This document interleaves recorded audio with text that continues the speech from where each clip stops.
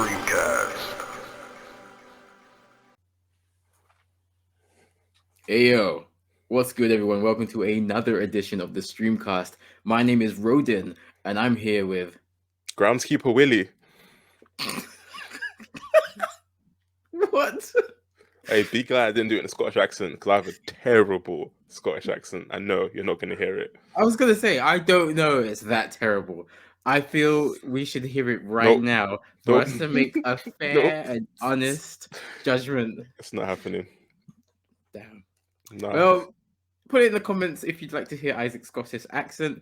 Hey, I'm just gonna hear it from me. I'm a reliable source. It's very good. All right. You know what? If I get a promo from you that we were cheated out of in one of the quizzes, then yeah, you get a Scottish accent. How about that? Let's move on. Okay, then. So this is going to be our podcast where we cover everything that happened in April 2022. It was a bit of a quiet month for gaming. Nothing really happened. But this month was kicked off by Sonic the Hedgehog 2, the sequel to the famed, well-beloved Sonic movie. And it had the best ever opening weekend for a video game movie with over $70 million made. And now the film is quickly approaching 300 million worldwide, with the US generating almost half of that and the UK generating about 26 million there. Isaac, did you watch this movie? No. That's fair. I will give a quick spoiler-free review. I loved it. It was amazing. If you like films that don't take themselves too seriously, definitely watch this one. This was really good. This feels like the Sonic cinematic universe taking shape. And I'm glad now. I feel like now we have people who actually care about the IPs that they're working on these games.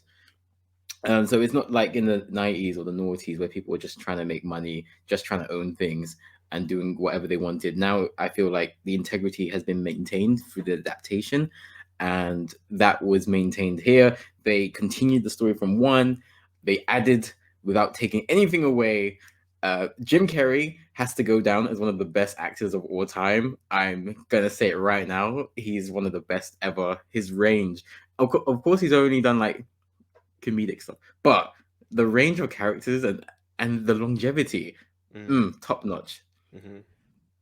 Sonic Returns. Of course, this isn't really a spoiler, but Tails is there, and Idris Elba has done one of the best pieces of voice work ever as Knuckles. It was so good.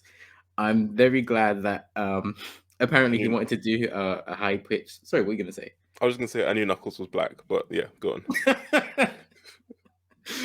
Apparently, Idris wanted to do a high-pitched voice for Knuckles, and that was immediately shut down. Yeah, good. Thank God for that. But I feel Idris did a very good job of just capturing what Knuckles should be, and I don't feel like Idris is a Sonic fan like that. But you could tell through the delivery of his lines that Knuckles was essentially someone who was royal, someone who was a fighter. They got over the in some variations of Sonic, Knuckles is basically an idiot. Knuckles is an idiot, illiterate, all of that stuff. Sonic Boom. Yeah. I feel in this version, they got Knuckles right to the point where he is a simpleton, but he's not like brain dead. There is still a very low level of intelligence there, enough for a fighter, essentially. And I feel like they got the humor right, they got timing right. Everything was great in that film. And if you are a Sonic fan, I would implore you to watch this because they deliver good things that feel deserved. They don't feel just thrown or tacked on. Everything feels deserved. And stay for the post-credit scene because my word, it's worth it. Now, I need to go see this film.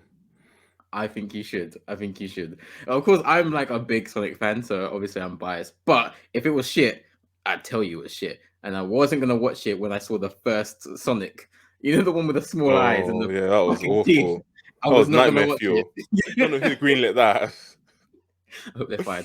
But Paramount have already confirmed the third Sonic movie is in the works. So really quickly, Isaac, I guess what type of characters from the Sonic universe would you like to see make the jump to the movies in future Sonic films? Name me the third one, but there might be fourth, fifth, sixth, etc. Uh, I don't think I'm the biggest Sonic fan in the world. I think Adventure Battle was like, my Sonic game, the only one I really like. And they've got all the main characters in there, so I don't really need any more. Um, yeah. Sorry. Okay, fair enough. You're not You? feeling Shadow. Oh, Shadow not in this. He is not in Sonic 2. Oh, yeah, I suppose they can throw in some Shadow. Although I like after watching the first film, maybe the second film's different, but I don't think Shadow has a place in that universe. Maybe I'm wrong, but I don't know. Like, it doesn't have a super serious Shadow feel and like a dark grittiness to it that Shadow brings in.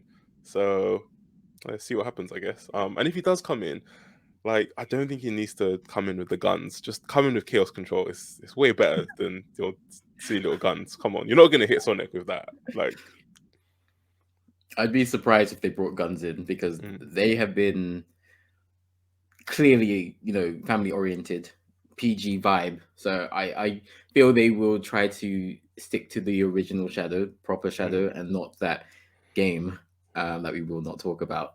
Um, but yeah, I guess if I'm to answer that question, Shadow is definitely who I want to see in future mm, Sonic films. Um, I would like to see Amy, only if they basically revamp her. I don't want to see Sonic X Amy. I don't want to see the Amy that we are accustomed to.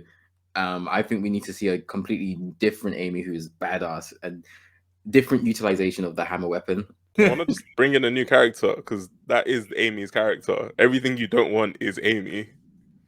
That's true. That's true. But I feel the problem is with the writing of Amy. Amy herself isn't the character, isn't the problem. I think Amy could be really good, a really useful addition to the Sonic universe.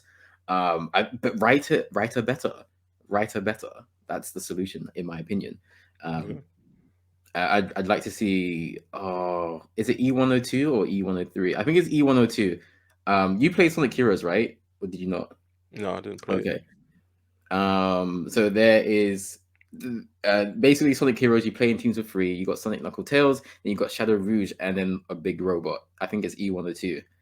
I would like to see E102 in a future film, not the next one. I'd like to see Rouge potentially, but Why though? not what. Why though? Because they're not gonna do it right. Like, I hope. I mean, you know what they're gonna do. You I know. hope I hope they don't do what certain Sonic fans want. I don't want that. I just want female Sonic characters to be written properly with integrity and respect. I feel that we can tell different stories with them. I don't see why they have to be tacked on to what the main characters are doing. I think there's a lot of potential with the Rouge character. Very interesting backstory. I don't see why it can't work. I Again, mean, I say the problem with content centered around women is the fact that people who aren't adequate at their job are in charge of writing, scripting, all of that stuff. I think if you write Rouge better, she's a better character. I don't even think it's the writing because even in Sonic Adventure 2, like, her character was kind of built, but then just not really like done with. But who cares? It's the evil side, whatever. I'm here for Sonic. Uh, my thing is, people lost their shit when they saw Sonic, and then they got Sonic of the games. Try and bring out Rouge, and Rouge doesn't look like Rouge. People gonna lose their shit again. And we saw what happened with Sonic, so I think the same thing happened with Rouge. And now you've got an 18+ Sonic film that no one can enjoy. That would be such a horrible decision because, of course, you got adults enjoying Sonic films, but I feel where they really made their money is with families, Mm. and I feel you have a big risk of alienating a big chunk of that market if you go for you know Pornhub Rouge. I don't think we need that. I think it's a different time. I don't think we need that personally. Fair. I mean, to be fair, it can still appeal to families. Like, bring your babies. Sale of milk will shoot up massively. Hate that. Like, Why don't you drop in the comments who you'd like to see make the jump from Sonic to the silver screen in the Sonic universe? Now, Sonic has made that jump into the moviedom very well, and now there are other games who are getting that same treatment. So Sega have adapted their focus to Streets of Rage. Now there's a movie in the works. And of course, you've seen films such as Uncharted do well in the box office. Ghost of Tsushima is getting a film adaptation. Do you feel this could be the new trend of big AAA blockbuster titles being shifted over to the silver screen, Isaac? I don't think it's a trend. I think it's a long ongoing thing that they've tried to do, but they've botched a couple times. We've just seen like a couple good films happen, and hopefully that continues. So I don't think they've ever stopped trying to make it work. Like we've got films like Assassin's Creed, which was a dumpster fire. We've got films like, I've actually got some notes here. We got Warcraft, which is actually really good. Which I will segue into my next point. But then there's also, actually, do you know what? I think I've only got one dumpster fire of a film on this list. I didn't even bother writing the rest because I was like, I can't bring the energy to this. But yeah, like I think it's something they've always tried to do, and they're just getting better at it now, which is honestly really good to see.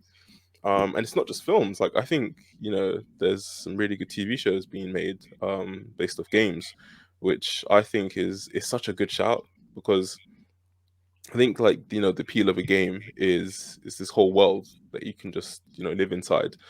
And I know a lot of people like feel this, or maybe not a lot of people. I know I feel this, but like let's say you've banged out a game and you've really like imprinted on the main character, like you've understood their struggle, and then you either beat the game or you've platted the game and you just like, huh, there's nothing left, and you're just a bit lost for a little bit.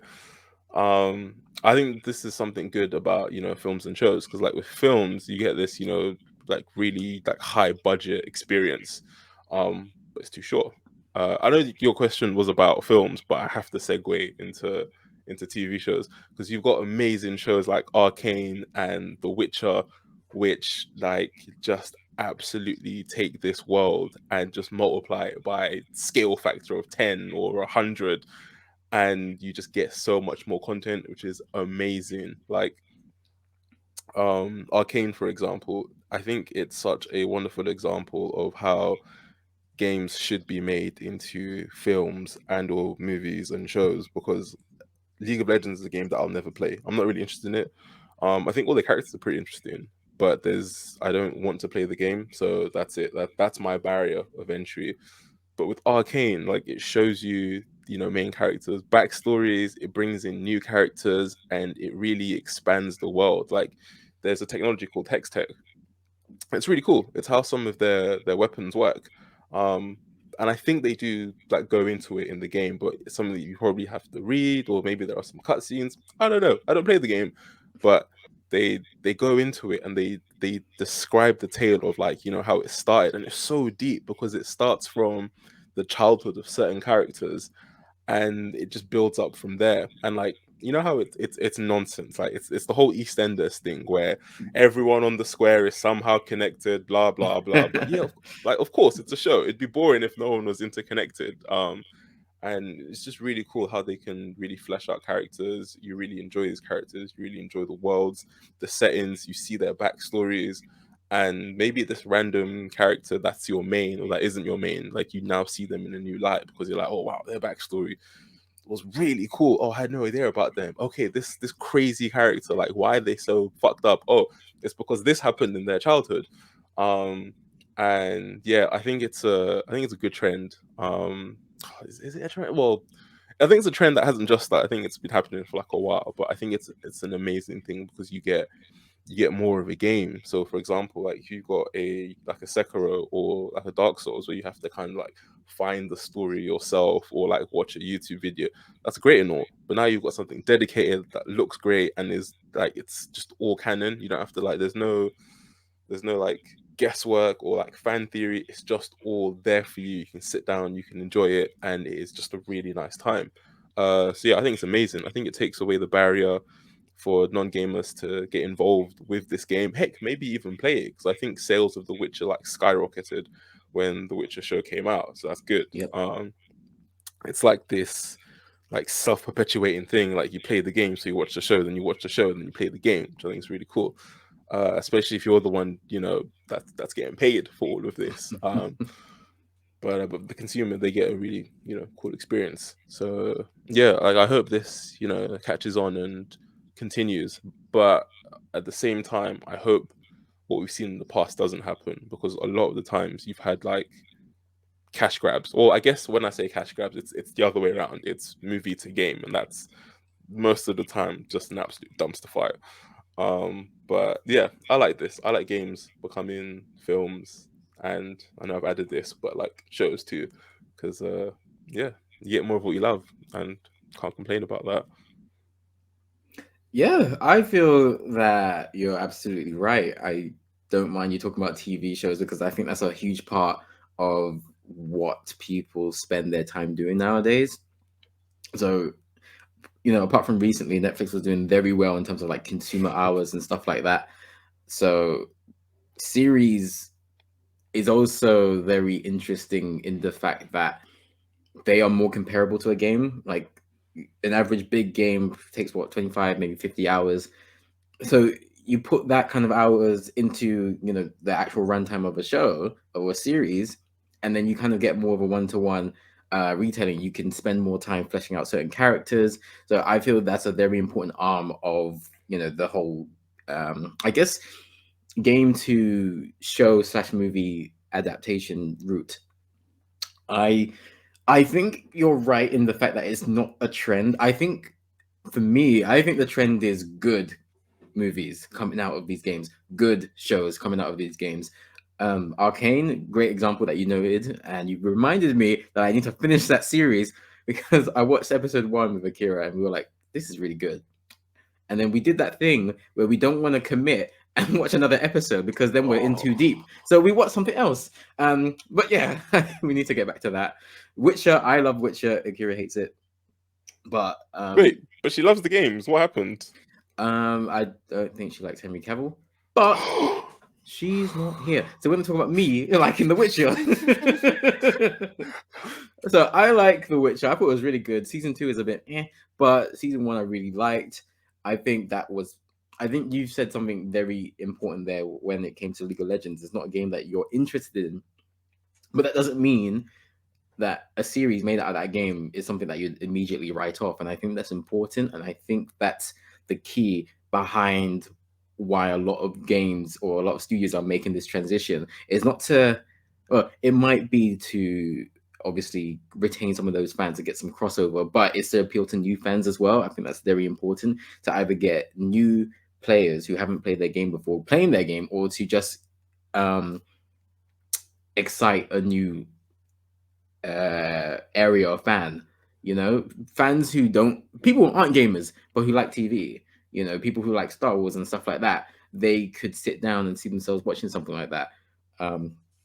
So I think the trend is in the quality now, because we've seen, you know, Mortal Kombat movies, we've seen Street Fighter movies, we've seen Mario movies, and they weren't good. So I think this trend isn't new, but I think good ones are.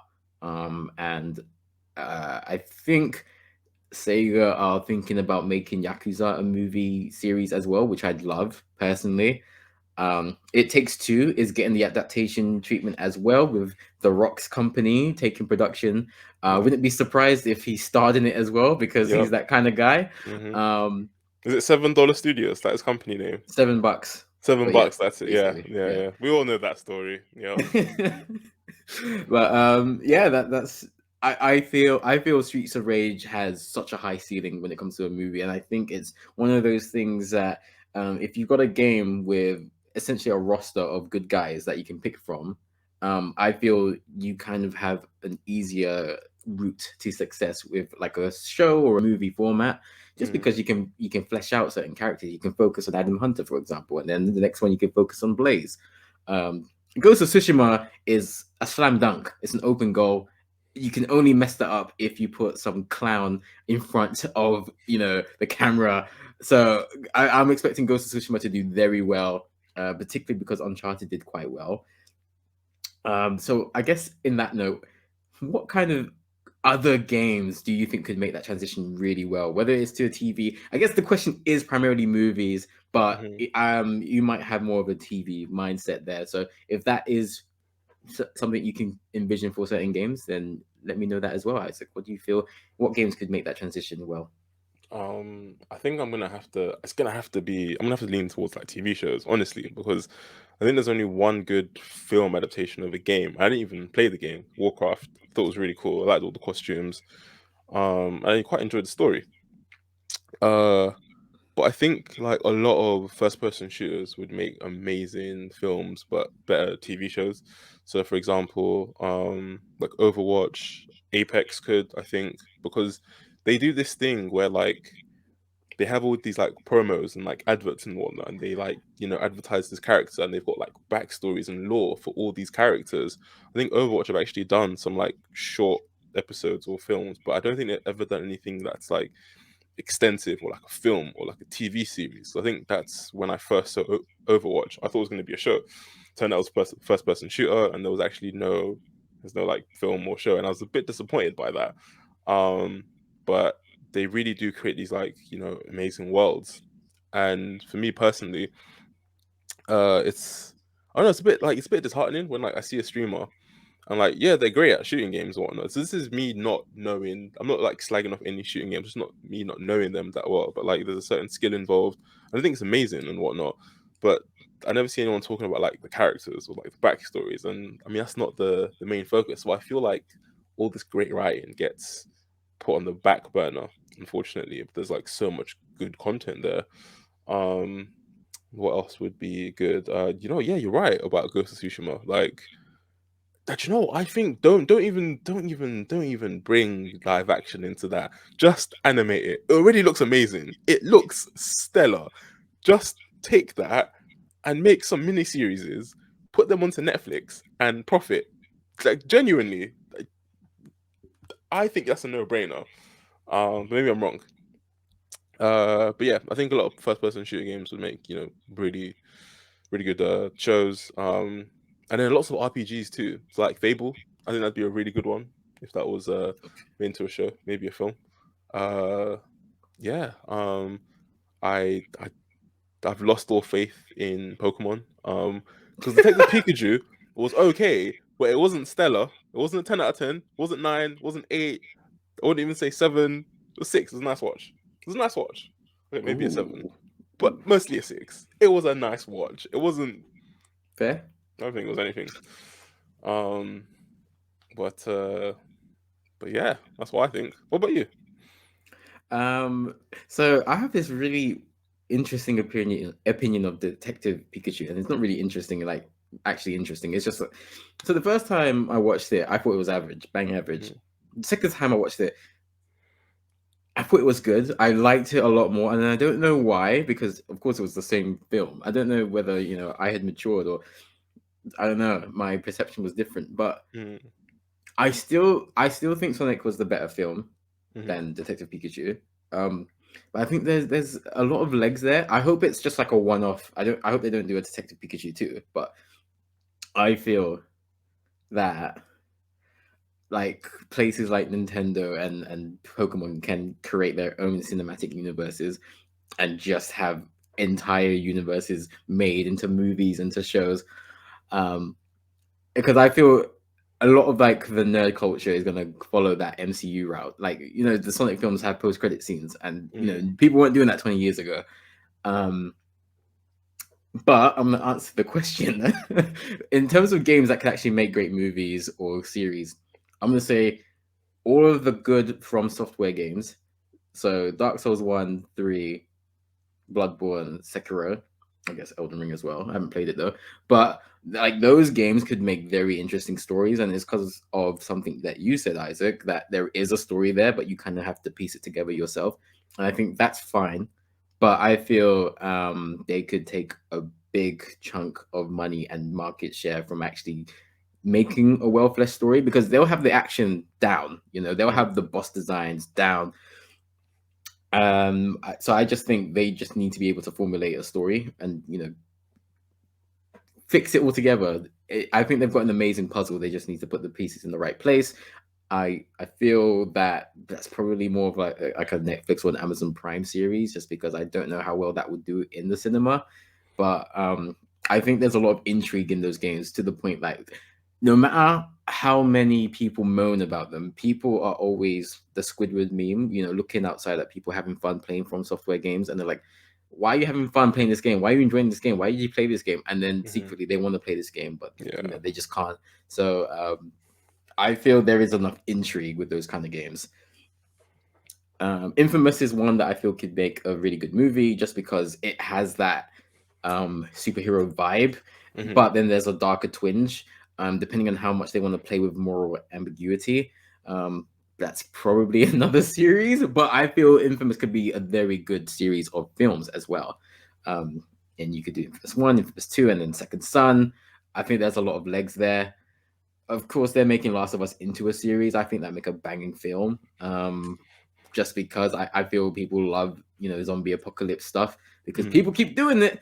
No matter how many times they are similar to the other ones. Yep. People love that stuff. So I feel Last of Us could be banging. God of War would make a really good movie. And I feel you could start all the way from essentially Kratos growing up with Deimos, and then catch all of that to the point where Ares betrays him in like a film called Alpha or something, and then you move on to Ascension, and eventually you get to the Norse saga. I feel God of War could be a very successful series of films. But before we move on, so I know we're getting a little bit off topic, I just wanted to bring up something. We said about Infamous. Just fun fact. I can't remember exactly who it was, but either the director or the guy who created the story, one of these guys in Infamous team, they wanted the evil ending to be canon. Unfortunately, they couldn't, because I think around 70% of players picked the good ending, so they couldn't like move forward with the evil ending, which is why Cole is, spoiler alert, which is why Cole is dead, and he's probably going to stay dead, because they had to respect the choice of all the players. So yeah, little fun fact. When you said that, the first thing that came to my head was "fuck the players," but they can't PlayStation, say that. fuck the players. Oh yeah. Oh, that's so upsetting. Anyway, I mean, I get it. It's a logical move, so I'm not too mad at that. I guess we'll throw it to you, the comment section. Let us know what games you feel would make great movies. Hit us up. Let us know in the comments. So I talked about It Takes Two. That's going to be a big one. Dwayne "The Rock" Johnson, one of the biggest human beings to ever exist, is going to be probably behind and in front of the camera. And they've got the support of Amazon.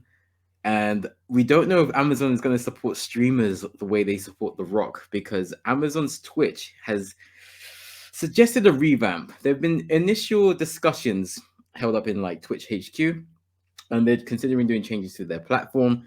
So currently, Twitch dictates a 50-50 split of revenue between themselves and the streamers, but the top echelon of streamers command a 70-30 split favorable to the streamer.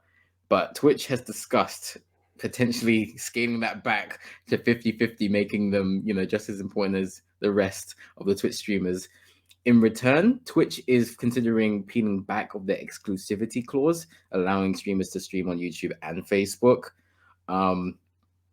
And they have discussed healthcare and holiday benefits as well, which would be actually genuinely useful for a lot of people who rely on Twitch as a source of income, who need to do life stuff. You can't expect people to be behind, in front of a camera 24/7.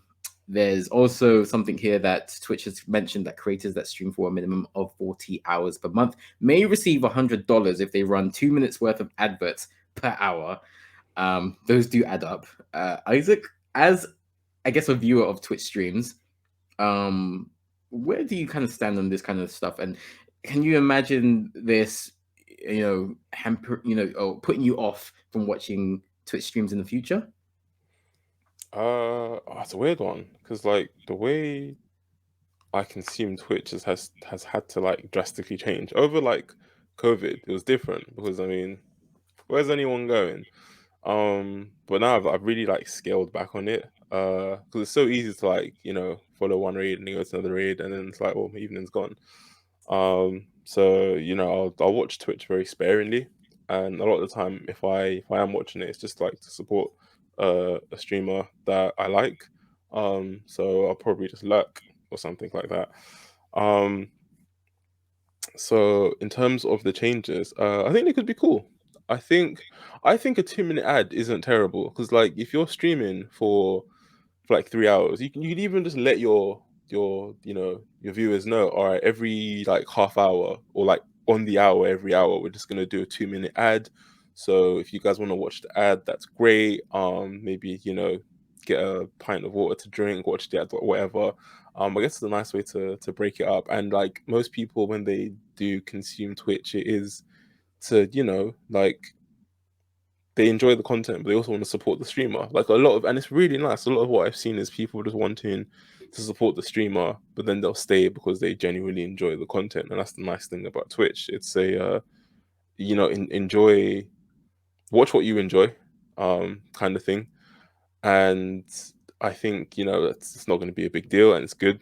Streamers get a little bit of money, and like it's not a lot, but a lot of people streamers just enjoy what they do. So it's £100. It's quite nice because it could just mean you know like saving up for a new graphics card or a new mechanical keyboard or some new headphones or a new mic. And that's great. I think that's amazing. My thing is though, like, is that's going to be £100 a month, right?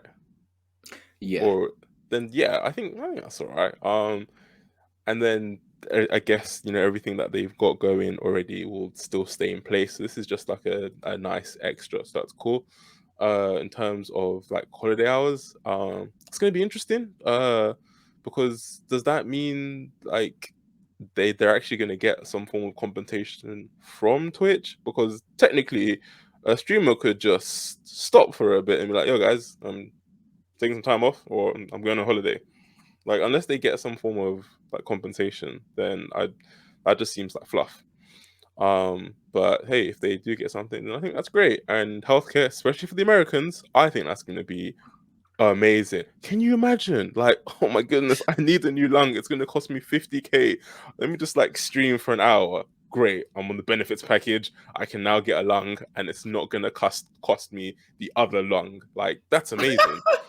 Um, and then do you know what? I think it's really weird, the whole like 50-50 thing, because like obviously, because here's the thing, right? Like not all Twitch streamers are the same. Like I think, you know, it's great that everyone streams, but if you're someone who brings in like, you know, like 50,000 views constantly, regularly, and then you're someone who's just started off, great to you and everything, but I don't see why you can be mad about someone getting that 70-30 split. Like they've got a big audience, they've worked hard for it. Some haven't worked hard for it, but most have. Um, and you know, like okay, they're getting what they're worth. Like you couldn't be mad if you were at a company and you were this entry level employee that didn't do much, and you were pissed that you weren't on the same like benefits package as the CEO. Then again, a lot of CEOs don't do much. Okay, let's say upper Mm. middle management. You can't be pissed that you're not on like their wage, you know, or someone who is like highly skilled. And I'm not saying you know certain Twitch streamers aren't, because I think every Twitch streamer is very highly skilled. There's so much that goes into it. There is the production value of their channel. There's knowing how to use like effects. There's knowing how to use all these programs. There's knowing how to set up your mic. There's knowing how to use Discord to like advertise. There's so much that goes into this. But at the same time, like I mean, you know, this is also a bit of a business. So I think like if you get to the top, that 70-30 split, all right, yeah. Like have that. That's you getting paid. Okay. Um maybe I don't know, they bring in some other things. So it's not just 70-30 or 50-50. Maybe there can be like other incentives or like goals to work towards. That could be another way to do it. But I don't know, I don't think it's I don't know, like I think that 50-50, 70-30 thing is fair. I don't know. When I'm done, I guess you'll tell me what you think, and if I'm wrong, then I'll reevaluate. 'Cause that's what you do in a conversation. Um, but yeah, I don't know. Like I think this is all fine. I don't think they're taking anything away from people. Well, apart from the upper echelon, but whatever. Like, who cares? They're a smaller majority than like everyone else on Twitch. Which is something that Mixer should take into consideration. Like, they are a very small percentage. So what you need to do is spread the love between everyone. So I don't know, maybe this will lead to something better. Because they're now like, actually no, I take it back. Because here's the thing, right? If they change that 70-30 split, all that happens is Twitch gets more money in their pocket. Maybe that's how they're gonna feed it in to everyone else. Maybe that's how they're gonna pay everyone their £100 and give them like amazing healthcare, and whatnot. But I don't know, man. Like, for the most part, I think this is gonna be a good thing. Seems more beneficial than not, especially if you're just starting out as a streamer. And if you're already up there, then you've made your millions. Right? What do you care? Yeah. Yeah, What about you? I mean, I feel like Twitch has enough money to have a global 70-30 split, but I don't run Twitch. This is all Twitch's thing, so they're gonna do what they're gonna do. I guess it makes sense, them considering going down to a 50-50 if they're also saying, you can stream on YouTube and Facebook. I think that's very important.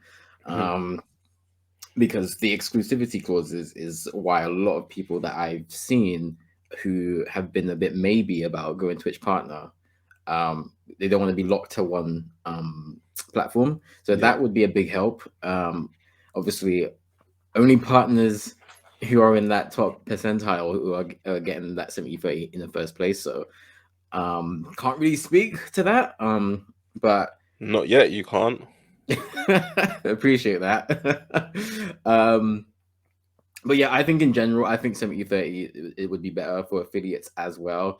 There's been a lot of talk since the pandemic came about, because there've been a lot of people who have started streaming because of the pandemic.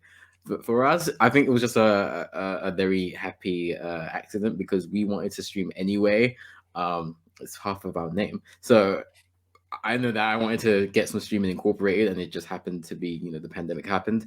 And I feel for affiliates, a 70-30 split is favorable, because a lot of people who do stream want that to be their, main source of income. And I feel that goes a long way to helping them get better. And a lot of that money that comes in when they get payouts, it does go on improving their setup, whether it's a PC or laptop or disk drive or hard drive, capture cards. So I feel that is where I stand on that. I feel 70-30 should be global for any affiliate partner, etc. I've seen discourse on social media about having a middle platform between partner and affiliate. I don't agree with that whatsoever. I feel that's just not quite a pyramid scheme, but I feel like you're just adding more obstacles for no reason. I do very much like the healthcare benefit stuff and the holiday stuff. Of course, it's just talk. So we don't know how that's actually going to be activated, but those sound positive. I would say that. The ad stuff doesn't bother me too much, because on TV, the ad to actual content proportion is a lot more than 2 versus 58 minutes per hour. So I feel that it's not the biggest deal in the world. Especially UK TV is very regulated when it comes to like ad time. So I don't feel that 2 minutes is the biggest issue in the world. 2 minutes per hour. It's a minute per half hour. So I don't feel that's I don't know. I have seen a lot of negative feedback to that. And I guess I kind of get that, because as a viewer, you kind of don't want your viewing interrupted. You don't want to miss out on, a boss kill, for example, or a really funny moment. Because obviously it's live streaming, and you just kind of miss the time that's been taken by the ad. So that is a huge negative. And I don't know what the solution to that is. I don't think it's delaying the content until after the ad because then it's not live anymore. So that's an interesting conundrum for Twitch. I assume they'll do nothing about it. But yeah, I guess I've got some thoughts about how I could run that into my content personally. So I'm pretty mixed on this revamp. I guess Mhm. the whole 70-30 down to 50-50 isn't good for the partners because for a lot of them who get to that point, it is, a part, if not all, of their, day to day. Mhm. But I think streaming to YouTube could be hugely beneficial as well because YouTube is still one of the biggest platforms going. I don't see why a Twitch partner going to YouTube can't help either. And YouTube has a 70-30 split for all their partners. Facebook, I think, has allows people to keep 100% of proceeds. So Nice. there is competition out there. Yeah, that's what I think. Well, I was just gonna say, firstly, like, are you still watching regular TV? Just out here watching ads? I watch ITV Hub channel. What's it for on demand and stuff? So those have Oh, ads on their that free makes sense. versions. Yeah. So that's what I call regular TV. Okay. All right. Cool. Cool.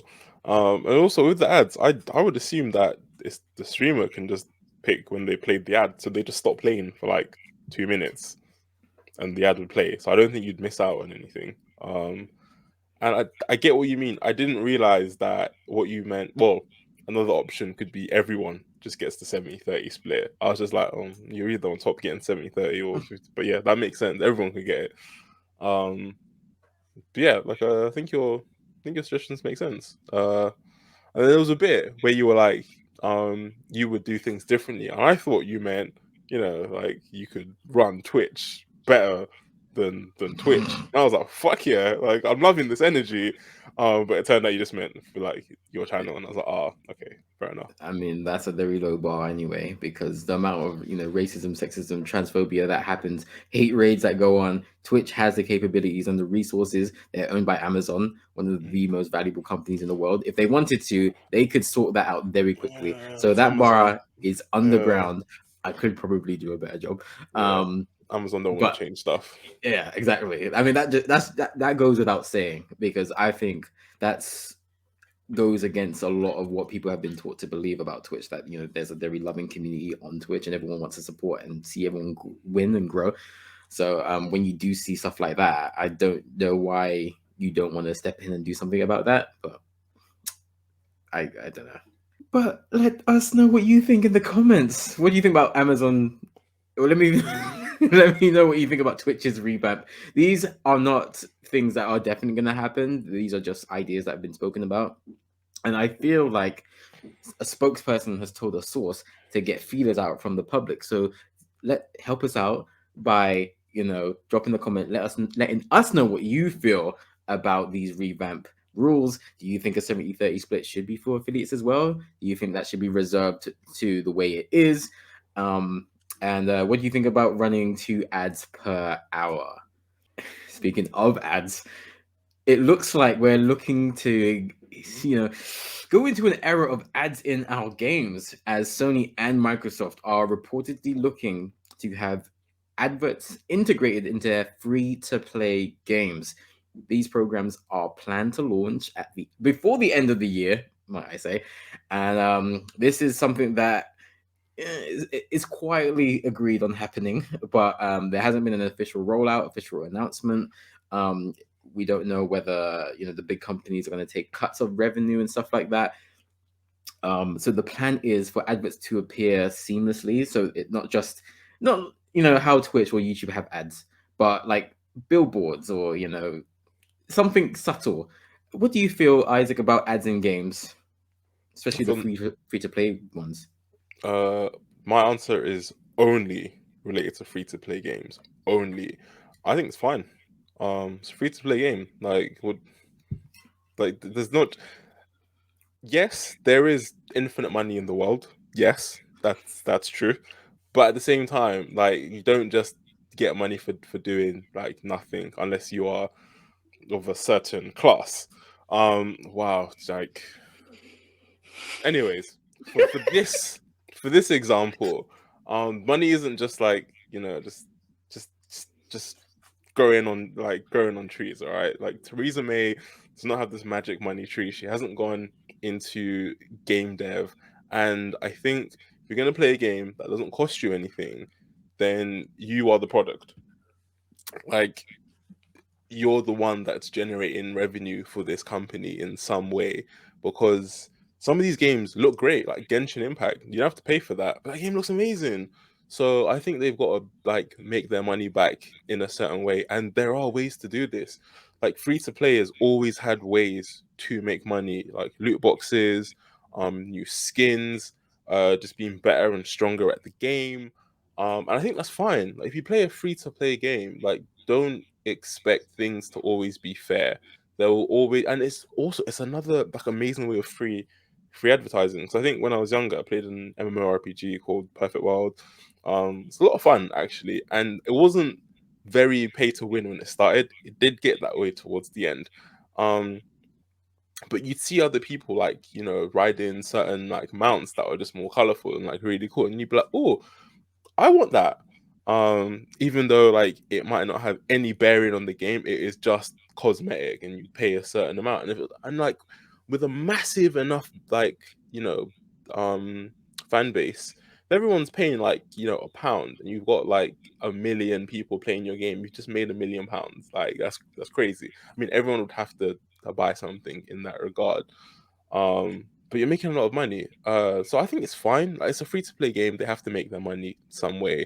And if you think it's scummy, well, it's a free to play game. So the only thing you're losing is your own time, which you can't get back. So you either stop or continue. Like those are your only options. My problem is when things like ads and free to play mechanics spill over into games that you've paid for. That's a different story. You've paid your money, you should be able to get your experience. You should be able to get your value for money. Things should not be locked behind nothing should be locked behind any kind of paywall if you've bought a game. I think DLCs are okay because it's like a lot of new content, it might be like a lot of new levels, so a little bit more of the base game, fine, go ahead. I think things like the Smash Pass, I think that's all right because you're getting like Smash is already an expansive game. You're getting these like really new, like great new characters that are a little bit experimental that change the game a little bit. They're quite fun. Mario Kart Deluxe, for example, I think that's fine too because I think already Mario Kart 8 Deluxe might have the most tracks in any Mario Kart game.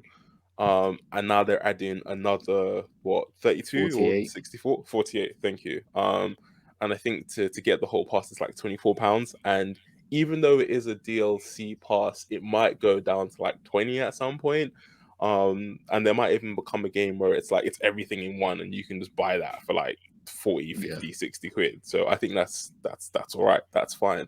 But to have like certain things that are essential to the game locked behind any kind of paywall if you've bought the game is just absolute scumbaggery, and is a practice that should not be allowed. And it's shit like that that's gonna get the games heavily regulated. Like I think the first time regulation came in was because of Mortal Kombat, and I guess that's fair enough. It was a different time, and people didn't understand that if I ripped someone's head off in a game, it doesn't mean I'm gonna try and do it in real life, because most people aren't sociopaths. Like we don't want to go out and kill our friends, because if we kill our friends, then we don't have any friends left. See how that works? Like it's pretty but yeah, so then like, the parents were, oh no, no, it's so violent. And then I think games started to get age ratings.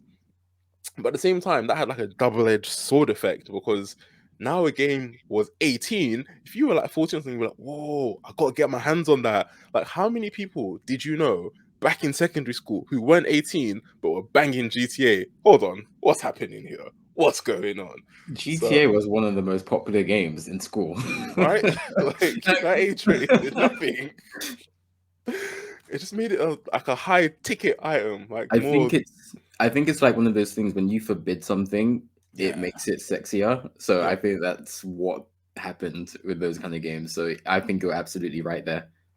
Right. So in that regard, I think we lucked out. But I think if more of these practices occur, like it's gonna be quite problematic. So I think like things like loot boxes already like gotten like games into trouble. I think there might have been lawsuits. I know one game particularly, Shadow of Mordor, just absolutely fucking dropped the ball because no, not Shadow of Mordor. I apologize. Shadow of Mordor is a lovely game. Shadow of War, the sequel, because Shadow of War is an amazing game, but when it came out, it was full of loot boxes, which is absolute scumbaggery because it's bad enough that they made one of the best game systems in the world, the Nemesis system, where if someone kills you in game, because there's a mechanic where if you die in game, it's part of the story. So you just resurrect. People know you resurrect. They call you the Grave Walker. So if one of these orcs kills you, they get promoted, they remember you, and there's beef between you. But also there's beef between other orcs, and there's a whole like hierarchy system, and there's war chiefs and orcs killing other orcs to become like top orc. This all happens in the background while you're just playing your game, which I think is really cool. And you can recruit orcs to like join your army. Like it's such a great system, but they copyrighted it. No one else can do it. Okay, fine, this is your thing. Then they bring out the second game, and it is littered with loot boxes. I missed this thankfully because I bought the game late. Because I got into the series quite late.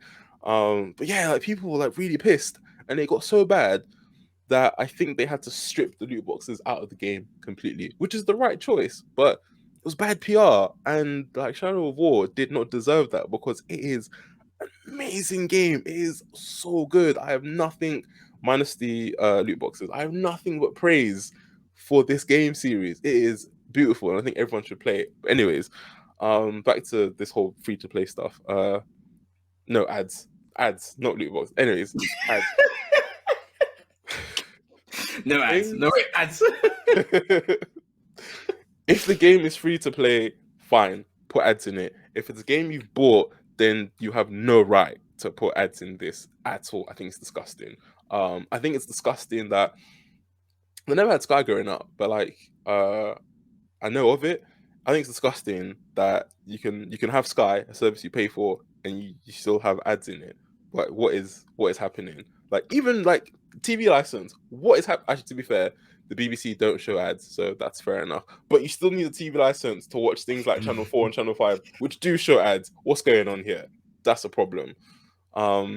Yeah, I think if you've bought something, you should not have to deal with ads, like ads you've paid for it. So stop trying to like make more money by pushing these ads on me. No, thank you.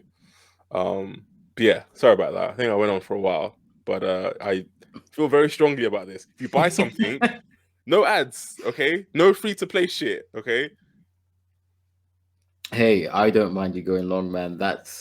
You got a lot of good things to say when it comes to all sorts of gaming topics. And they're gonna bleed over to other aspects of life. So hey, no need to apologize. Appreciate that. Yeah, you dropped a lot of golden nuggets there. Essentially, it boils down to paywalls behind paywalls. And I think that is what's wrong with the world. And I think that is essentially what capitalism thrives on. And it's scummy, and I hate it. So I have seen a lot of negative feedback on social media, but I pretty much stand where you stand. A free-to-play game, I feel, should have some sort of advertising system. Right. And from what they've described, it's not going to hinder your playing experience. I think the issue is there is a right way and a wrong way to do this kind of system. And I feel because of something that you mentioned, actually, the games industry has always been behind versus movies and TVs, because people know, casuals know what TV and the film industry is all about. So those are regulated. So it goes to a story that I heard someone say on a different podcast. Shout out Luke Owen. So he told a story about how back in the day people did subliminal messaging in cinemas, and for example, the message was buy popcorn, and popcorn sales went up. People realized this, and they were like, no more subliminal messaging in movies. So in gaming, this is a lot more recent, like the 80s or the 90s. There was subliminal messaging in their games, and because the regulation in gaming was so outdated, so back in the past, they didn't really catch up until maybe like the noughties. And this is something that we have to make sure it is pinned down in the gaming industry as well. Ads need to be regulated just like a TV show or just like a film, because we need to ensure that the people playing these games are going to be safe. The gaming is something that when you tell someone who isn't into gaming, the first thing they think about is a kid, playing the game. So we need to make sure that children who are playing these free-to-play games are protected and they're not being shown stuff that is not age appropriate, or stuff that's just trying to get them to buy something that they really shouldn't be involved in. I feel that is the main issue that I have. The cynic in me believes that this is going to lead to ads being in paid games, and that is a very bad thing, and I don't want that to happen. I have never wanted to be wrong more in my life. I just feel that some scumbag is going to get, some Henry Ford is going to get a genius idea to put ads in games, and no one was going to have the balls to stand up to him. I don't want that to happen, because then you ruin this really pure art form. You ruin this thing that's been so interactive and so fun, and now it is a chore, and now it is a TV show, but not the good side of the TV show. It's wading through 10 minutes of adverts before you see what you actually want to see. That can't happen. Free to play games, I don't have a problem with it personally. I feel the money, as long as the Sony and the Microsofts don't take too much of a cut, I hope that money comes back to the developers, the companies making those games, so they can improve their games, so they can fine-tune stuff, get rid of bugs, so they can make future games like they could potentially sell. That is probably the ideal way to do it. And if they want to do stuff like billboards for Snickers, for example, I don't see why that hinders someone's playing experience. Games like Apex, they have like billboards in the back. You could just put an advert or something. I don't see the big problem with that. And at the end of the day, it's a game you haven't paid for. So I feel compromise is a word that I want to use here. You've got to understand that, if you don't want this, you have to make do with something else. And I feel like if you want to pull out a Netflix with ads, I feel that should be a free version of Netflix, not a cheap version, a free version of Netflix. Yes, you are right. Mm-hmm. Just make it shit like Spotify free. I don't have a problem with that. I don't have a problem with that, because you can make it so you have. I don't want to give them any ideas, but you have like a limited amount of free watch time, and then or make it like YouTube. I think YouTube has a perfect model of like free versus your paid version. I think if you copy that, I think that's the solution. You can put ads in your things. That's not going to work, okay? Because if someone gets an ad blocker, then you just got free Netflix. Well, you can program it so you can't use it if you have an ad blocker. There's a lot of websites that if you have an ad blocker, you can't access the site, turn it off. So easy solution there. Yeah, fair enough. But let us know what you think about adverts in games in the comments. I mean, while we were on topic, we talked about adverts being in free-to-play games, and we hope that it stays that way.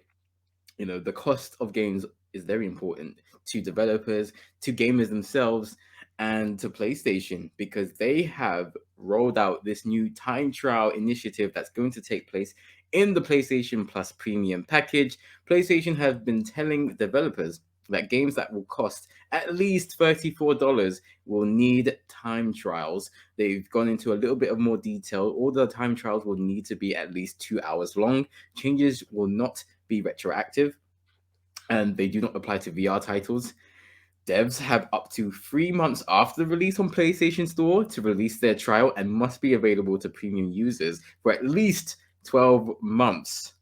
Sony are open to custom game demos instead of trials, but that will be case by case, and devs are still allowed to release free weekend trials, custom demos, and trials that can be accessed by all PlayStation owners, as well as these time trials exclusive to premium owners.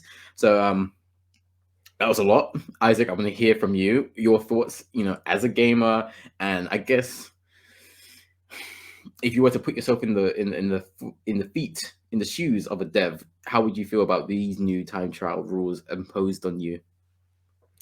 I am ready to be wrong about what I'm about to say next, but I think this is bullshit. It just sounds like a glorified demo. And what is a trial? Like, is it going to be a demo? Is it going to be a thing where you can play the game as much as you want for about 2 hours? Is it going to be like what they do on Steam, where you can like have a game for 2 hours, and if you don't like it, you can return it? Which is pretty cool actually, because I think a speedrunner beat Sekiro and then just refunded it. It was a thing he did for his YouTube channel. Great content. Yeah, got his money back. Free game. But yeah, I guess it just comes down to like what is the scope of this, because I'm still not like really sure. Like I read an article and it just sounded like this is a demo. They do demos anyways. And it's a case where demos are something that take away from the devs. So instead of just working on their game, they have to create something that can be consumed in like 2 hours. So I'm not sure if that's going to be like PlayStation that will handle that, or if the devs have to implement something, or they have to create like a demo package. So it's got to be like bits and pieces of the game, or maybe you get a certain level. And this isn't going to be a perfect reflection of the game, because, for example, if you see demos at like E3 or whatever, the character might have certain weapons that they don't normally have in that level. It's just a showcase of what they can do. And yeah, it seems unfair to impose this on devs, especially like the AAA devs, because already we're getting piecemeal content and being charged full price for it. So like, imagine what they're gonna do now. Oh, we didn't have enough time to, work on with our team of 600 staff members. We just couldn't do it because of this demo. Like, sorry, you're gonna have to get less of the game. It's not our fault. Like, I don't know. I don't know how I feel about this. And at the same time, this might kick them in. Like, this might backfire, because if the same dev, let's say a dev has to pick between making it for the Xbox 360 or making it for 360, for the Xbox Series X or the PS5, and Xbox Series X, you can just make the game, but the PS5, you have to make the game and then do a little bit more. They have to pick one. They might just pick Xbox. And then it might make for like it just seems like just extra work for no reason. And I don't know about you, but it's come to a point where if I see like gameplay for a game that I like and it's good, I'll just buy it. So I don't want like too many things to be spoiled, and I don't think we're in a world where like, we need demos anymore. If you want a game, just play it. And then also, if you are a PS Premium user, then aren't you on a subscription-based service anyway? So to be fair, they're not going to give you good games. So again, yay for this PS Premium shit. We're not going to give you good games, but we will let you trial new games for 2 hours. Already, Xbox Series X Game Pass just sounds better. Let me just play a new game on release. Yay! Although I don't think it's an exclusive thing that you get with the Game Pass. However, I strongly doubt that PlayStation are going to give you any nice exclusives. But anyways, my point is, it just sounds like demos. You don't even get VR titles, and like VRs are a growing part of gaming. So I don't know, man. Just feels weird. Just feels unnecessary. But my point is, I don't care. What about you?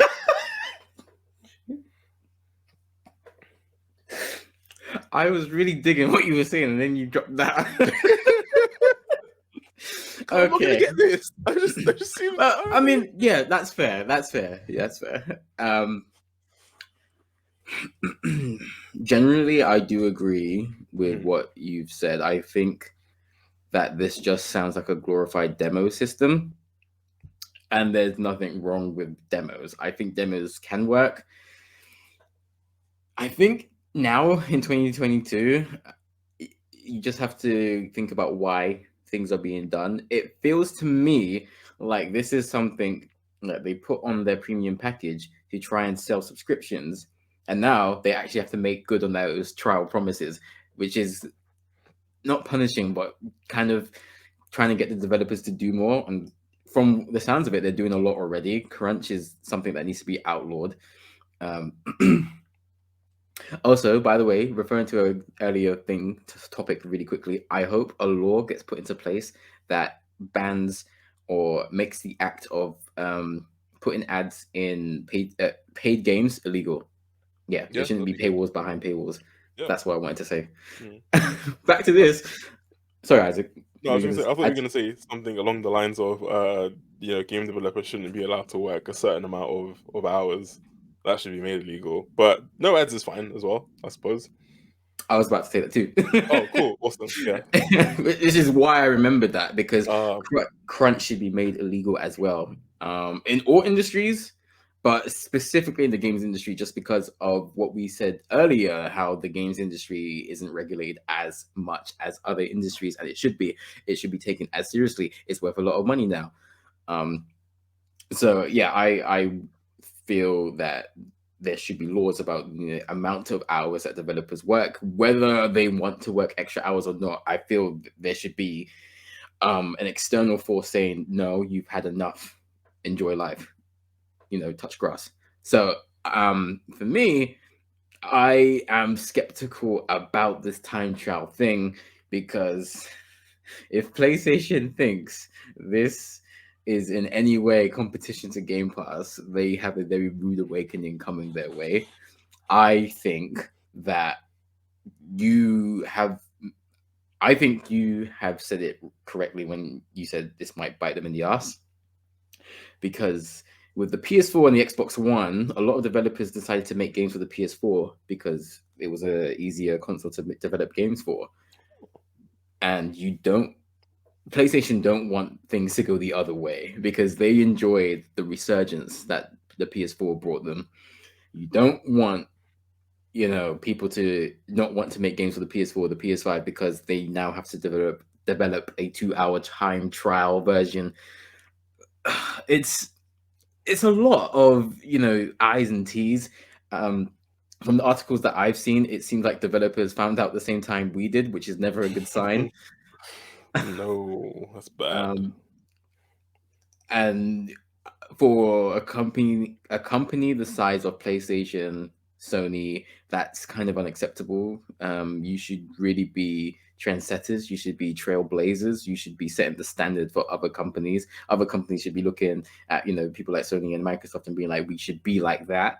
And that's not it. Like, you need to be having a healthier chain of communication.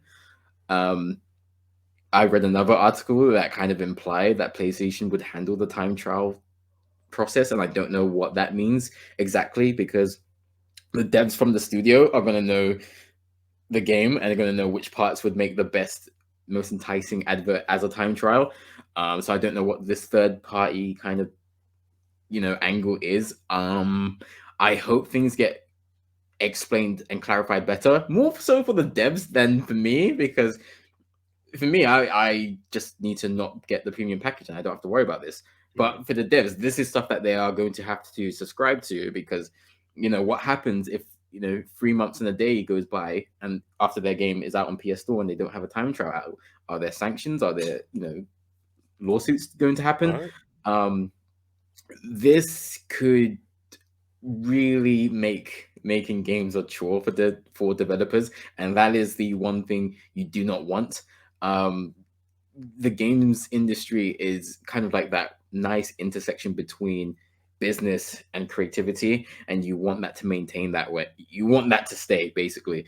And businesses are gonna ruin all creativity, like in that kind of way. But you don't want business to just spoil the magic of gaming. So I mean, I've not played a demo since Resident Evil Village, and that's a game I was going to play anyway, so it didn't have an effect. I don't really care for demos right at the moment, but I'm sure demos are important to some people, and I guess for them, this is going to be a good deal. I don't see it being worth what has been shown to us so far. From what I understand now, this isn't a good thing. And $34 is not a lot, so that's a lot of games that are going to fall in that bracket. Yeah. And if every one of those games has to come up with a time trial, there's a lot of those trials that aren't going to get played, and then you've wasted people's hours and resources. So I am skeptical of this. I'm not a fan per se. I don't outright hate it though, because I think it gives gamers more options and more knowledge of a game before they, commit to spending money. Um,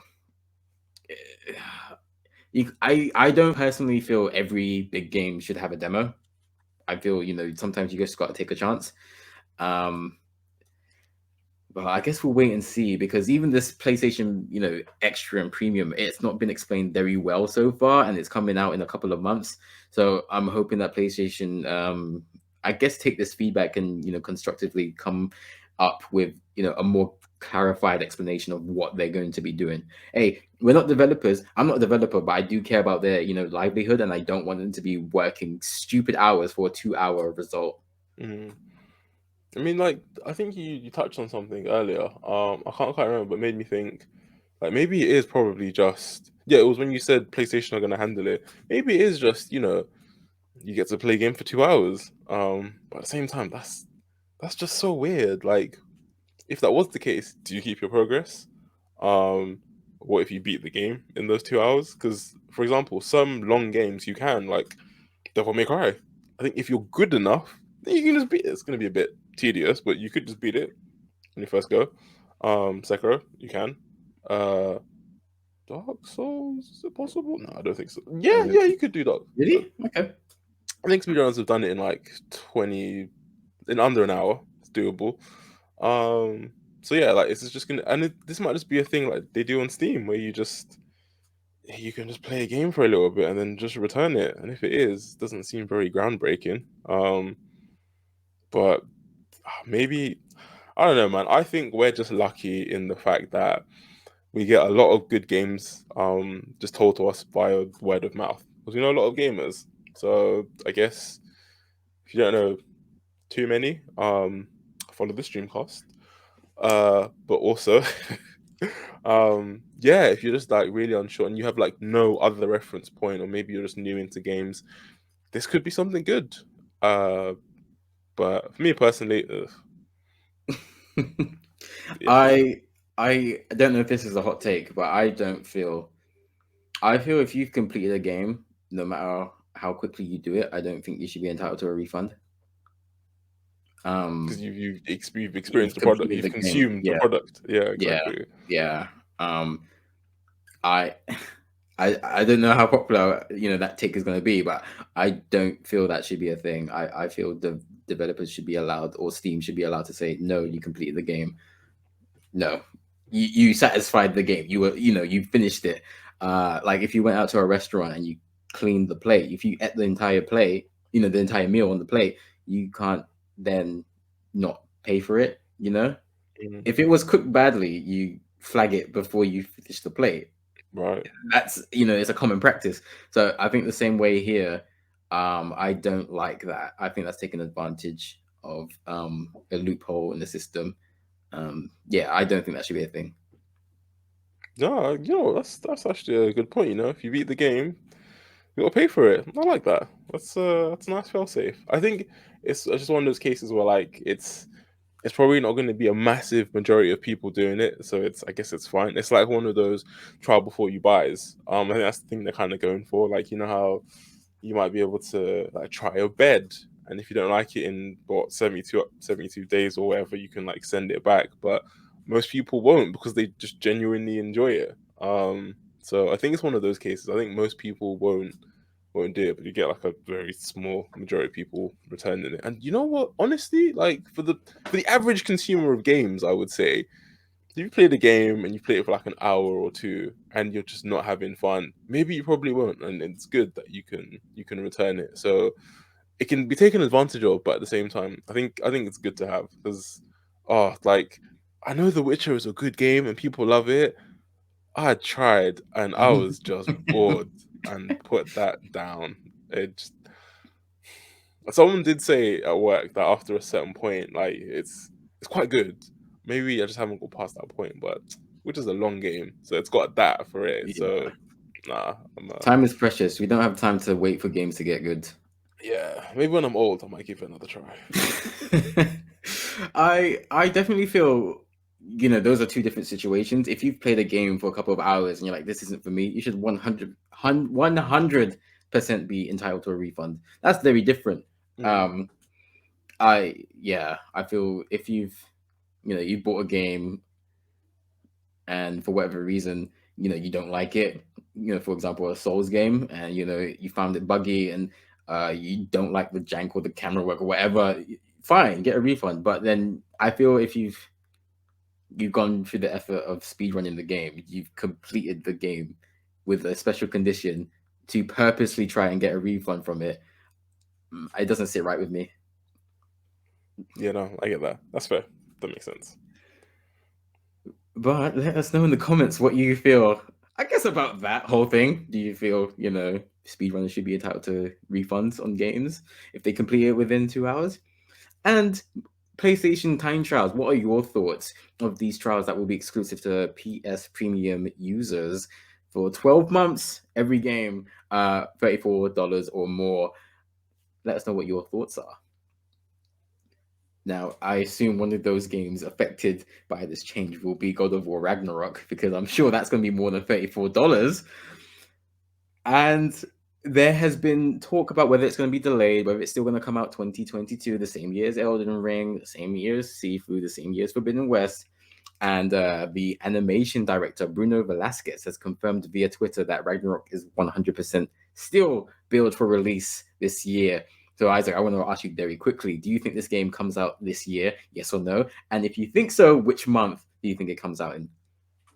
Well, he said it's coming out, so great. I think they said it was coming out in the later half of 2023. Maybe like October. Yeah, but no, that's fair. That's literally what I was going to say as well. Yeah, If it comes out this year, I think it's October 22. I think it gets delayed till March 23. I want to be wrong on that as well. Is that because March is going to be the year of Aries or something about the Yeah, God of War? They do something like that. yeah, they've Yeah. done that in the past. Mhm. March is named after Mars, the Yeah. Roman god of war. Obviously, Ares is the Greek god of war. They've kept that theme for a long time. God of War 18 was meant to come out in March as well. So I think it will either be October 22 or March 23. I'm gonna trust Bruno. His word is on the line here. So I'm gonna say October 22, and I hope it comes out this year. No, that's fair enough. I honestly don't mind if it gets delayed. Delay it all you want, because I don't know. It's weird. Like I'm not like thirsty for the next God of War. I'm just very, yeah, when it's out, just play it. I don't know. This is just me. So everyone else who is thirsty for it, oh well. I don't mind. Play the first one again. Pardon? Play the first one again. Yeah, right. And it's great because I I don't think this is terrible, because it means more people can now get PS5s. Obviously, I think you can still get it on PS4. I hope you can get it on PS4. This means more people can get PS5s, and I guess more people can enjoy the game. So it's not the end of the world if it does get delayed a little bit. Yeah, I agree. I just want to say that I don't care if this game does get delayed till 2023. The old adage, I'd rather a delayed game than a shit game. So take as much time as you need, Santa Monica. Hey, I'll wait because you built enough goodwill with me. I trust you. If the game needs more time, it needs more time. But it's just been confirmed it's coming out this year by Corey Barlog and Bruno Velasquez. So I'm just like, okay, cool, it's coming out this year. Cool. Yeah, fair enough. But yeah, let us know what you think in the comments. You think God of War Ragnarok is going to come out this year? And if you do, which month do you think it will come out in? All right. I'm going to jump into some leaks, some rumors. The Game Boy Advance apparently has been leaked. So there's an emulator for Game Boy Advance on the Switch. So similar to how you've got Nintendo 64 games and SNES games and stuff like that on the Switch Online system, the Game Boy Advance has been rumored to be making that jump too. There have been leaks verified by Modern Vintage Gamer. So my question to you, Isaac, is do you think we're going to get an announcement in like a future Nintendo Direct that Game Boy Advance games are coming to the Switch Online system?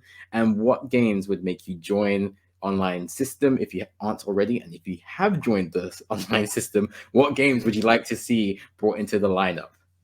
So I think I'm gonna ask this like in reverse order. No game will make me get it. Don't want it. Uh, and I don't know, like maybe like I think I watched somewhere that the GBA was stronger than the N64. I'm not sure how true that is. Because GBA is a smaller screen, and when you look at it, it's quite pixelated. But when you play an N64 game, it's like it can be a lot more vibrant.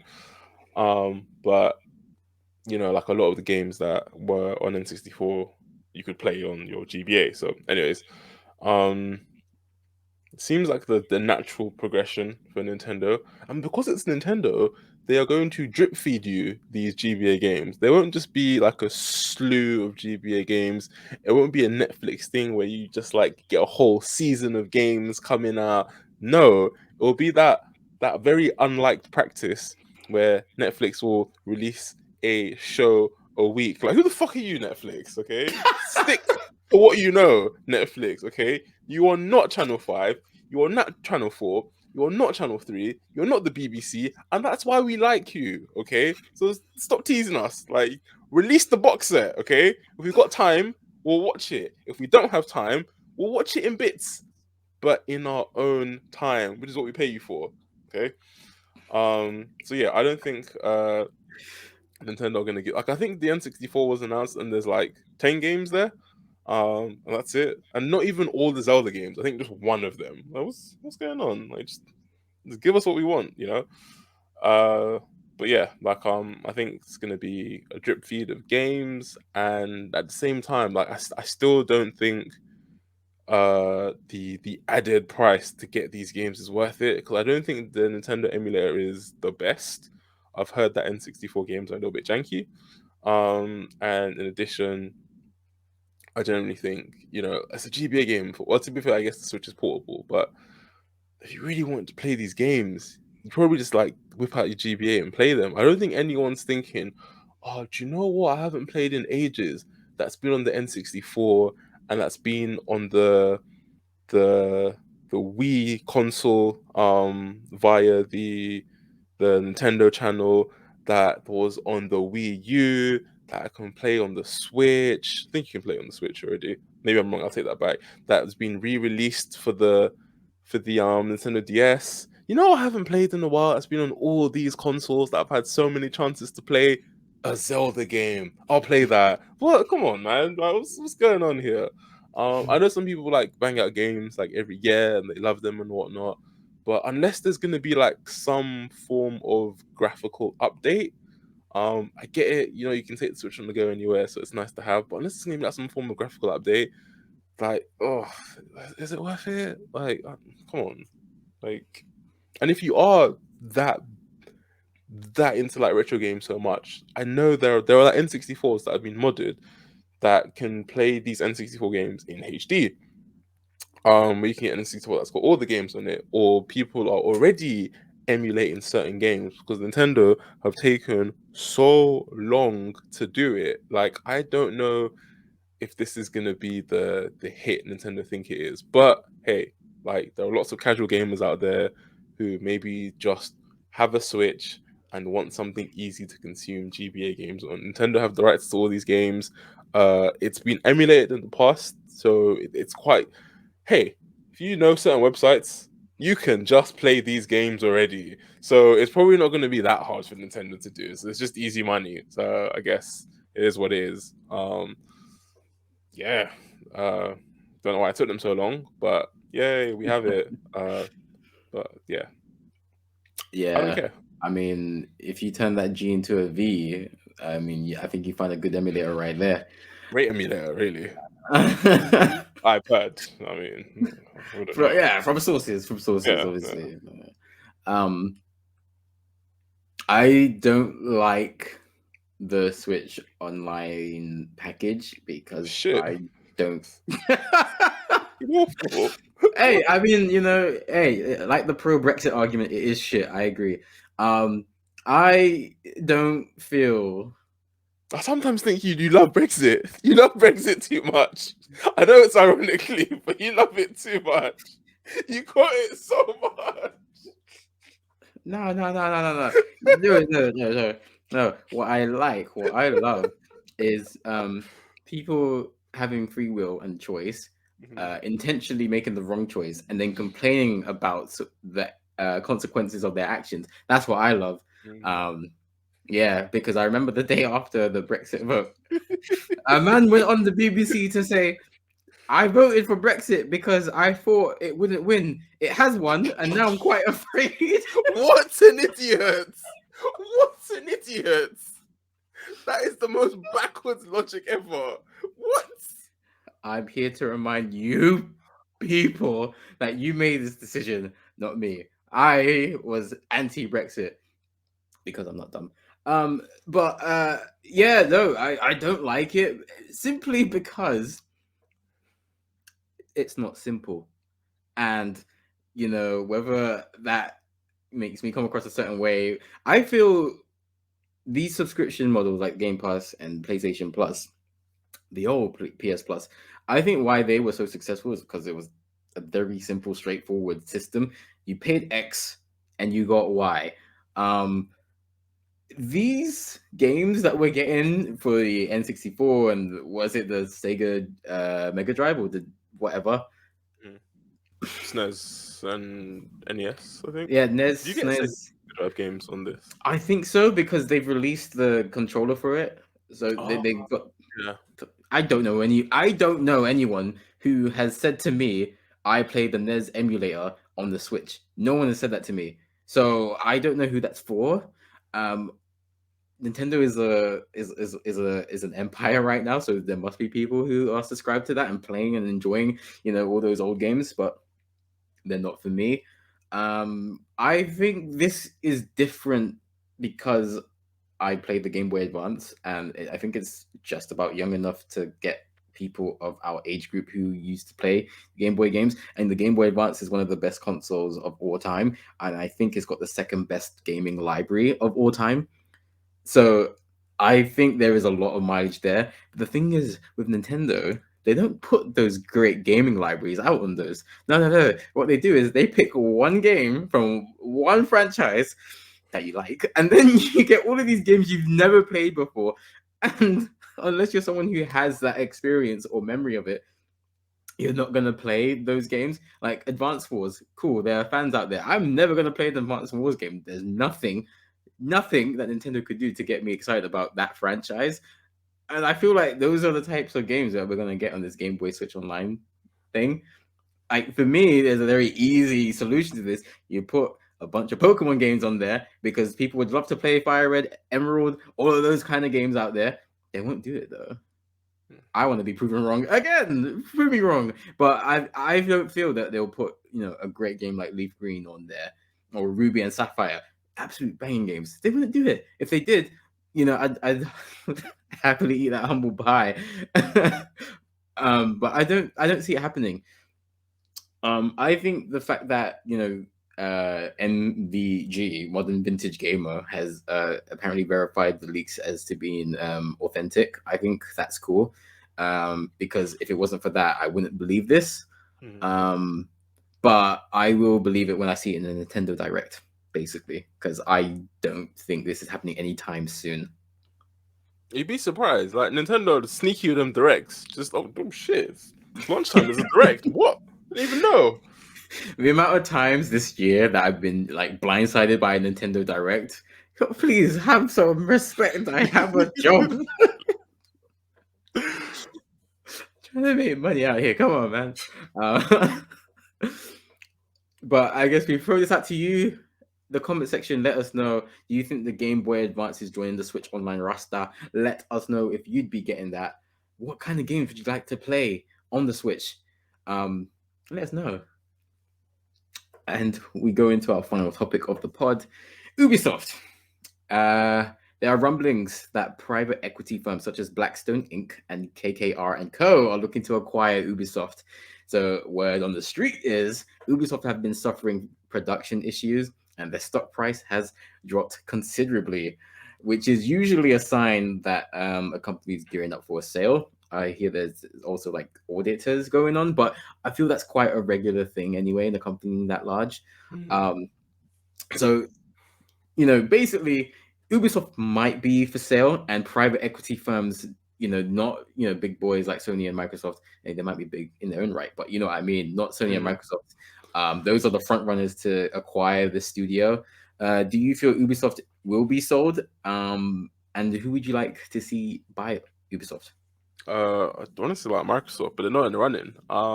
So it's a tough one. I think I think apart from the Assassin's Creed games, which I don't like anymore, I don't really know what Ubisoft do, if I'm honest. I know they did Rayman. I think they did Rayman, which was ages ago. So maybe we'd get more Rayman if it got sold. But I think Rayman's had his time or their time in the sun. You know, I don't think I follow Ubisoft to play any of their games. Anyone can have them. Just take them, whatever.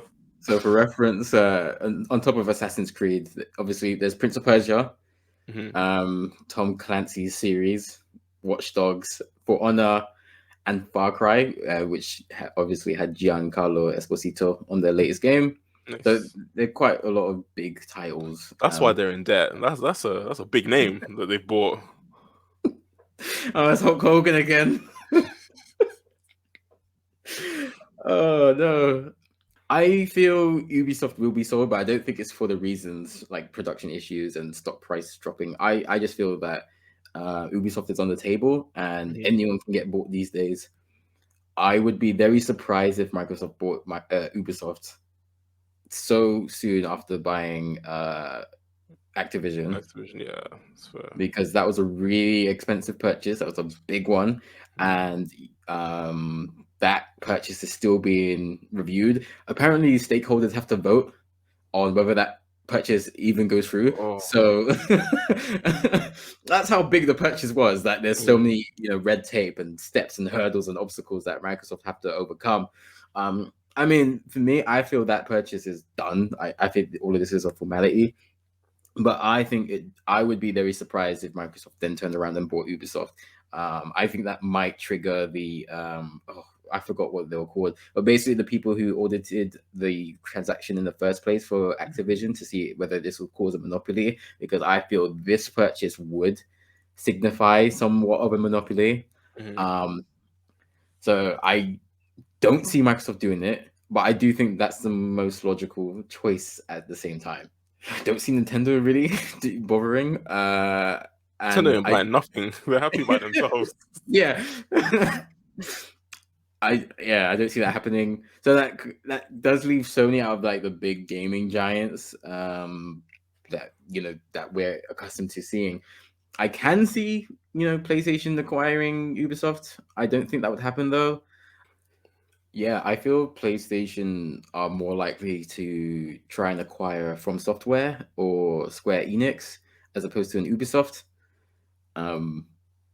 But I wouldn't be entirely shocked to see a sudden announcement of that kind, because when you look at the past few studios that PlayStation have acquired, they have been smaller to medium-sized companies like Housemarque and stuff like that. So I don't see that happening. I do think it'd be, a different firm altogether if Ubisoft do get sold to maybe a Blackstone Inc., who I know nothing about. I think it would be a private, firm from, some sort of different kind of place that buys Ubisoft. But if this means Prince of Persia gets remade properly, I'm all for it. I don't care who buys Ubisoft. Please remake 08. So that's all I want. You remember that trailer they put out that looked ghastly? Yeah. It looked like someone shat on a disc and put it in a machine. Yeah, it was terrible. I can't believe they let that go out. Who said yes to that? What else? It's crazy. It doesn't look good at all, even by like PS4 standards. What is happening?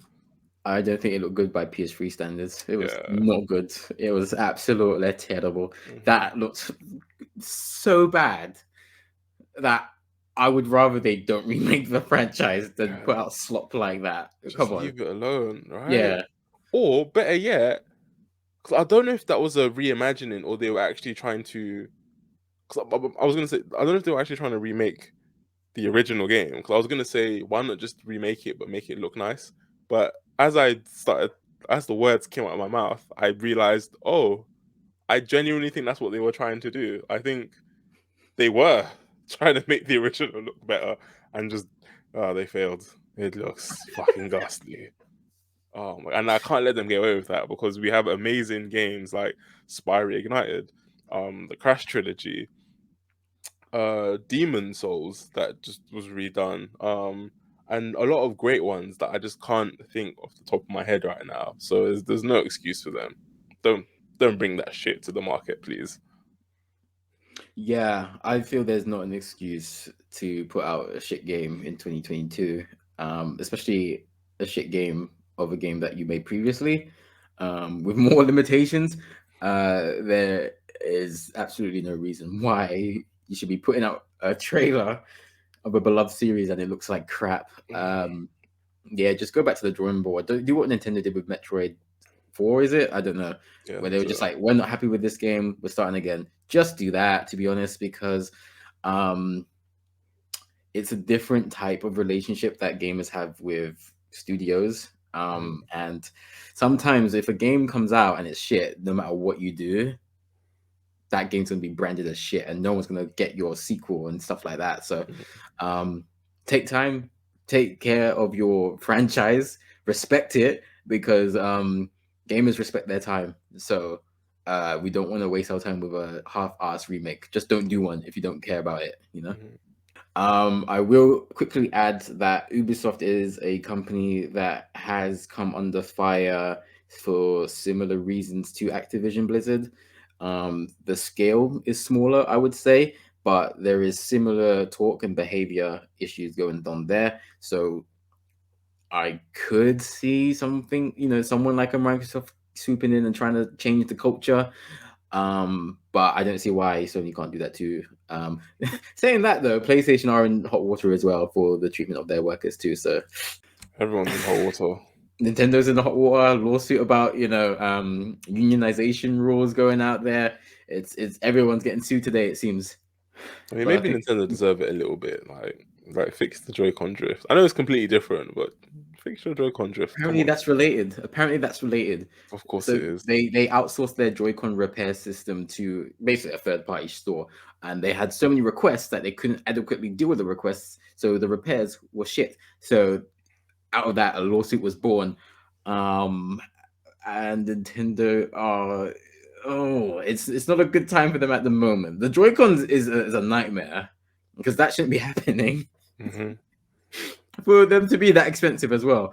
Right? So it's ridiculous. Hey, at least with the DualSense, they work. I can see why they're so expensive. There's a lot of tech, in the flipping pad to the point where they are getting updated now, as well as the console. So I can see that. But the Joy-Cons, do better, man. Do better. £80. Oh no. Just buy a Pro controller and just have something that works. It's disrespectful. It's downright disrespectful. That's what that is. But let us know your thoughts about the Ubisoft news. Do you think Ubisoft will be sold? Do you think this is just, rumblings out there in the universe? And who would you like to see acquire Ubisoft? Would you like to see Ubisoft join the Microsoft Super Studios list? Would you like to see Ubisoft under the Sony umbrella? Let us know in the comments.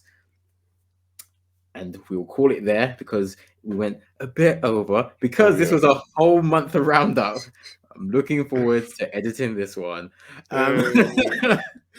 If you enjoy this podcast, please let us know on Twitter, Instagram, TikTok, wherever. Streamcast_. We are quickly approaching 100 TikTok followers. We've just passed 700 Instagram followers and 800 Twitter followers. So thank you for your support. You can also watch this podcast on YouTube. And if you did, give us a thumbs up, please. That'd help us out greatly. Leave a comment, subscribe, and set the bell to all so you get all of our videos as soon as they go live. Follow us on Twitch, Streamcast TV. Subscribe to our newsletter on the streamcast.co.uk. And this podcast is available wherever you like to listen to your pods, whether that be Spotify, Apple, or another platform. Just search Streamcast on your platform of choice and follow and or subscribe. And we hope to see a lot of you at Comic-Con London in May. Yeah, but until the next podcast, I hope you all take care of yourselves and your loved ones. Stay safe, and we'll see you on the next Streamcast.